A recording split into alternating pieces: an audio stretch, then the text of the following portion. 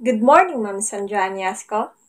I am Judimit Paho, B.Ed 2B, and this is my teaching demonstration in edukasyon sa pagpapakatao.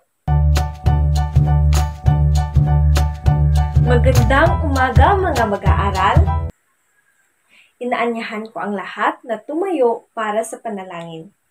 Ipikit ang ating mga mata at iyuko ang ating mga ulo. Sa ngalan ng Ama at Anak at ng Espiritu Santo. Amen. Panginoon, maraming salamat po sa araw na ito. At sana po ay gabayan niyo po kami sa aming klase. Amen. Sa ngalan ng Ama, ng Anak, at ng Espiritu Santo. Amen. Okay. Magandang umaga sa inyong lahat mga mag-aaral. Kamusta kayo sa araw na ito? Okay, mabuti. Bago muna kayo magsiupo, maaari niyo po bang pulutin ang mga basura na kakalat sa inyong mga paligid? At ayusin niyo ang inyong mga upuan. Maliwanag ba mga bata? Okay, maraming salamat mga bata. Pwede na kayong magsiupo. Bago muna tayo magsimula, iti-check ko muna ang attendance kung sino ang lumiban sa klase na ito. At kapag tatawagin ko ang inyong pangalan, pakitaas na inyong kamay. At pakisabi ng present ma'am. Nakuha ba mga mag-aaral? Okay, sige, magsimula na ako. James? Raisa? Bloody? Okay, magaling dahil lahat kayo ay perfect attendance sa araw na ito. Bago tayo dumako sa ating tatalakay ngayong araw, magkakaroon tayo ng review sa tinalakay natin kahapon. Ano nga ba ang tinalakay natin kahapon? Yes, James? Magaling! Ang tinalakay natin kahapon ay tungkol sa pagmamahal sa pamilya. Bakit nga ba mahalaga ang pagmamahal sa pamilya? Yes, Jade, magaling. Dahil ang pamilya ang sentro ng plano ng kaligtasan. Itinatag ng Ama sa Langit ang mga pamilya upang magdulot sa atin ng kaligayahan at ihanda tayo para sa buhay ng walang hanggan. Mayroon pa bang ibang kasagutan? Yes, Raisa. Magaling! Sa isang pamilya ay matutunan natin ang mga tamang alituntunin sa isang kapaligirang may pagmamahalan. Okay, magaling dahil nauunawaan ninyo ang ating leksyon na tinalakay kahapon. So much for that, I will read to you the objectives of the lesson that we will going have for today. First objectives. Natutukoy ang mga gawaing nagpapakita ng pagiging magalang sa kasapi ng pamilya. Next, nakapagbabahagi ng mga magagalang na salitang ginagamit sa pakikipag-usap sa kapatid o magulang. And last, na isa sa gawa o na isa sa puso ang dapat gawin ng pagiging magalang na anak. Okay, ngayon may inahanda akong paganyak na gawain para sa inyong lahat. Handa na ba kayo mga bata? Pakisabing handang-handa na po. Magaling! Dahil lahat kayo ay energetic sa araw na ito, kaya narito ang aking inhandang activities para sa inyong lahat. So ngayon, may ipapakita akong mga larawan na nagpapakita ng pagiging magalang at hindi magalang sa bawat kasapi ng pamilya. At tukuyin nyo ang mga larawan kung ito ay nagpapakita ng pagiging magalang at hindi magalang sa bawat kasapi ng pamilya. Maliwanag ba mga bata? Okay. Itong unang larawan, ano sa palagay nyo? Ito ba ay nagpapakita ng pagiging magalang sa bawat kasapi ng pamilya o hindi? Yes, Marisa.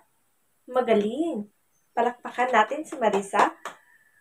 Oo, dahil ang bata ay nagmano sa kanyang nanay. How about sa ikalawang larawan? Yes, Margie?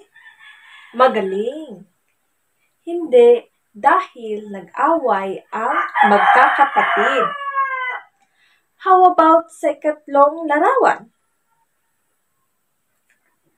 Yes, Jumar? Magaling! Hindi, dahil hindi tinutulungan niya ang kanyang kapatid marahil tinawanan pa ito. How about sa ikaapat na larawan? Yes, Juicy? Magaling! Oo, dahil nagsabi ng salamat po ang kanyang anak sa kanyang mama. At dito lang nagtatapos ang ating aktibidad. Maraming salamat sa nag-participate dahil dyan may makukuha kayo na reward. Pagkatapos ng klase na ito, okay mga bata, alam niyo na ba ang paksang tatalakay natin sa araw na ito? May idea na ba kayo? Yes, Raisa? Tungkol sa pagkamagalang sa pamilya? Okay, tignan natin kung tama ba yan, Raisa. So ngayon, ang paksang tatalakay natin ngayon ay tungkol sa pagkamagalang sa pamilya sa pamamagitan ng salita at gawa. Alam niyo ba mga bata na mahalaga ang pagkamagalang sa pamilya sa pamamagitan ng salita at gawa? Dahil ang pagkamagalang sa pamilya sa pamamagitan ng salita at gawa ay may malaking kahalagahan sa pagpapalakas ng ugnayan at pagpapalago ng pagmamahalan sa loob ng pamilya. Sa pamamagitan nito, na ipapakita natin ang ating pagpapahalaga at respeto sa bawat membro ng pamilya na nagbubunga ng mas malalim na ugnayan at pagmamahalan sa loob ng tahanan. At ngayon mga bata, tatalakayin natin ang mga salita na nagpapakita ng paggalang sa pamilya. Ready na ba kayo? Okay, simulan natin. Ang po at opo ay isang salita na ginagamit upang ipakita ang paggalang sa pamilya. Hindi lang sa pamilya, kundi sa kapwa-tao, lalong-lalo na sa mga nakakatanda. At saka pagsabi na sorry kapag ikaw ay may kasalanan kang ginagawa sa inyong pamilya. Walang anuman ay ginagamit para ipahayag na masaya o bukal sa loob ang nagawang mabuti o tulong sa pamilya.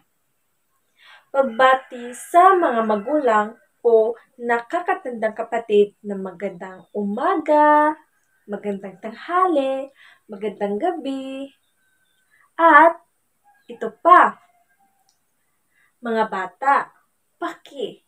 Ito ay ginagamit para magalang sa pag-utos. For example, pakikuha nga po ng kutsara, mama. Okay mga bata, sa palagay nyo, ano pa ba ang mga salita na nagpapakita ng paggalang sa pamilya? Rex? Magaling! Salamat po! Kapag tayo ay binigyan ng ating mga magulang ng regalo, ay dapat tayong magsabi ng salamat po. Ito ay isa sa mga salita na nagpapakita ng pagkamagalang na salita. Ano pa mga bata? Okay, Teresa. Magaling. Pasyensya na po ay magalang na salita na nagsasabi kapag ikaw ay nakasakit ka sa iyong kapatid o magulang. Ngayon, tatalakay natin ang mga gawa na nagpapakita ng pagkamagalang sa pamilya. At ito ang mga pagsunod sa utos ng magulang o nakakatandang kapatid. Magmano sa magulang. Kayo ba ay nagmamano sa inyong mga magulang, mga bata? Okay, magaling. How about tumulong sa tatay sa pagtrabaho sa palayan o sa iba pang mga trabaho sa bahay? Magaling mga bata. Dapat magpaalam sa magulang kapag aalis sa bahay at huwag sumagot sa magulang o nakakatandang kapatid. Okay mga bata, sa palagay nyo, ano pa bang magawa na nagpapakita ng paggalang sa pamilya? Yes, Ruchin, magaling. Tumulong sa nanay sa paglinis sa bahay. Ano pa mga bata? Okay, Vir? Magaling. Huwag pasuway sa mga magulang o nakakatandang kapatid. Okay mga bata, kayo ba ay nagpapakita ng pagkamagalang sa pamilya sa pamamagitan ng salita at gawa ng inyong mga pamilya? Magaling! Mga bata, palakpakan ninyo ang inyong mga sarili. Alam niyo na ba mga bata, nung bata pa ako ay tinuruan ako ng aking mama at papa na maging magalang na anak sa kanila, kagaya ng pagsabi ng po at opo sa kanila. Salamat po. Magandang araw. Paki. Magmano sa kanila. At huwag sumagot sa kanila at iba pa.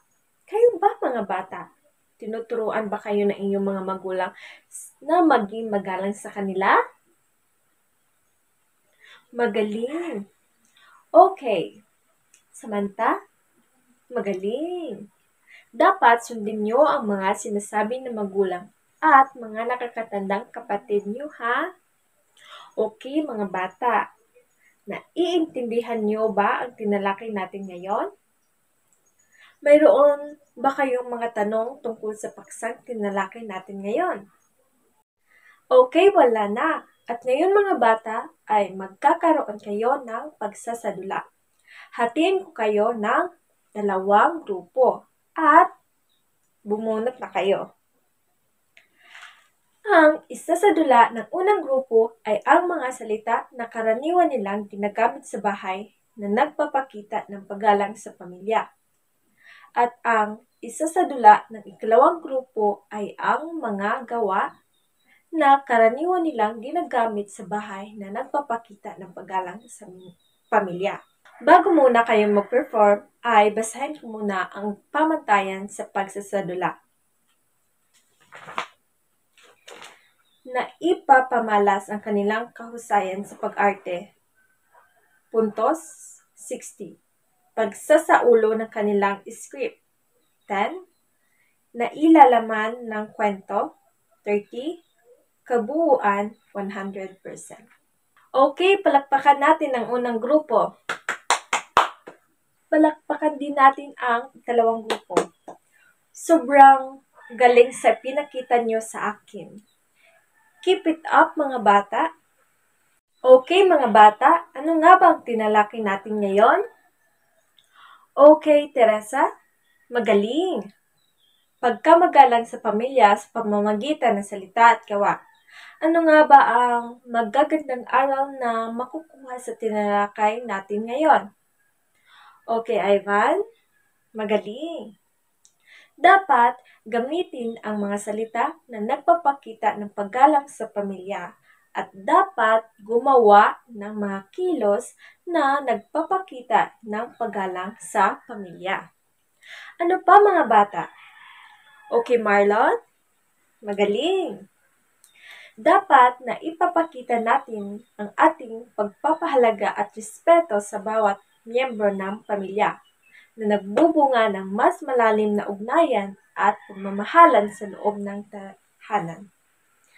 Talagang naiintindihan ninyo na ang paksang tinalakay natin ngayon mga bata? Dahil dyan, may pasasagutan ako sa inyo. Ready na ba kayo? Okay, kumuha kayo ng papel at ballpen at sagutan nyo ito. Mga bata, nandito na ang lahat ninyong mga papel. Okay, kumuha kayo ng kwadrado nyo at isulat ang inyong takdang aralin. Tapos na ba ang lahat mga bata? Okay, tumayo ang lahat para sa panalangin. Sa ngalan ng Ama at Anak at ng Espiritu Santo. Amen. At dito nagtatapos mga bata. Paalam mga bata!